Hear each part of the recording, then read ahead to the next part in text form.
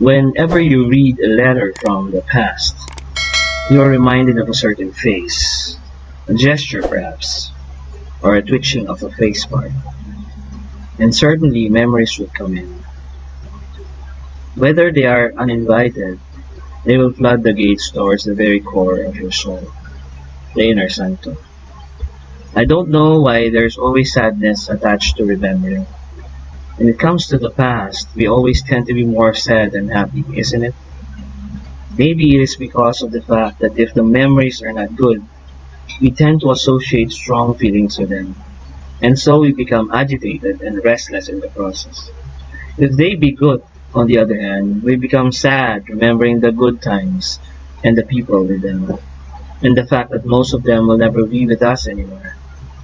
Ah, the saddest souls in hell are the ones who can remember their joys, as Dante might have put it in the words, "Leave ye all hope, those who enter here." But life is not only about remembering. I remember my grandmother telling me, "Do not stay at home, enjoy your life, you're still young." These were the times when there's no COVID yet, okay? Yeah, but I never listened. I was the oldest kid back then and the oldest teenager. Now I'm the oldest adult. When you simply remember, you grow old faster. That's why I look 4 times my age, like Yoda perhaps. So try to live day after day. Do not hesitate to make memories. Do not be afraid to commit mistakes. Nothing can make you less of a person that you are than your own self-perception. A lot of people are afraid to make mistakes, and that is why they fail to live. I was a lot like that when I was young. I used to analyze until my options paralyzed. All these lead to inaction and eventual sadness. Live young and free. Do not be afraid. If you do make a mistake, just remember to get up again on your feet. As long as you don't think of hurting other people over and over again and with intention, you're fine. Be content of the fact that in your life you will commit mistakes over and over and over again. You will fall in love, commit a mistake, and fall out of love, and then commit a mistake again. Your partner may also fall into the same trap. There's no perfection in this world. You have to fall over and over again. The sooner you accept that, the sooner you will be happy in this life. You cannot do anything that will make me love you less. You are my daughter. You will always be the one I will love with an altruistic love. So remember that nothing can make me feel embarrassed about you or will make me think lowly of you. Nothing. Loves, at your age now, crushes, they will come and go. But I will always be there with you as a shadow, whether you notice me or not.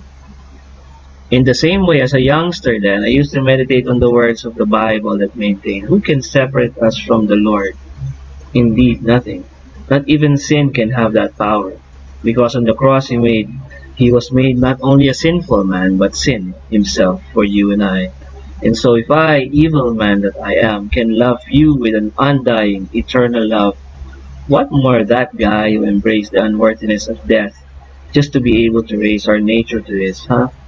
On the cross, Jesus, life himself, became dead for us.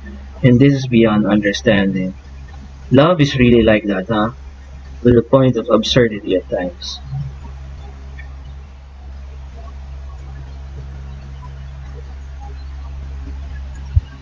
So goes the first chapter of Dear Gwyneth, cheat codes and walkthroughs in this thing called life. When I wrote this, I think my daughter Gwyneth is just 10 or 11 years old or something like that. I was trying to write a good enough chapter 1 so that people would keep on reading. I've finished more than 200, 300 pages of this, and this book is not yet published up to now. But I would like to share them with you because these words are not just for my daughter. These words are also for a lot of people out there. These past few days, I've heard about deaths and people suddenly leaving. You know, I also learned of death of a person who committed suicide, young person, and almost always when these news reach you, you look at yourself and think about what you could have done more in order to prevent things from happening that way. Of course, in the end, no one can really prevent things like that. I don't know, maybe, but I still believe that things happen for a reason or for a purpose. The thing is, before that person committed suicide, I even saw her in the morning. I was on my way to work, I guess. Yeah. I bought food from their place, and I would always greet her, and sometimes jokingly say, "Oh, you're here," or "Why aren't you smiling?" Something like that. I always make it a point to greet her. And I don't know what happened, but on that day, fateful day, she greeted me, "Hi, sir," and I didn't greet her back. I just said hi, and it was like a cold hi. Why? Because I was on my way to work, I guess. I was a little bit, I was running late. I don't know. I think I was running late that day, and I had to come back to the house, bring the food, and then go back to the office again, something like that. And then the next day, the owner of the place said, he committed suicide, something like that. And so I didn't know her that much, but it it affected me in a way because your thoughts keep running in your head, and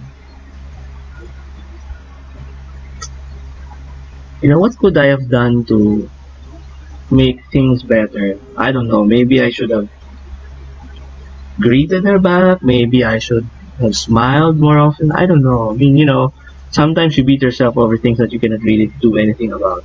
Maybe, as a teacher, I would compare her to a lot of people, a lot of my former students. Maybe as a father, I would compare her to my daughter. And sometimes you feel sad when things like those, like those things, when things like that happen. So anyway, I don't know. The message for me upon reading this letter again, this chapter, is life is so short to make a fuss.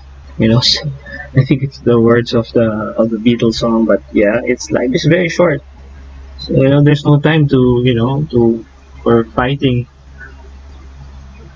and for meaningless worries and all that.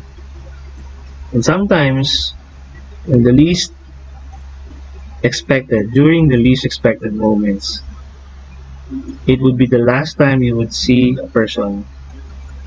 And sometimes, your every word, your every gesture counts.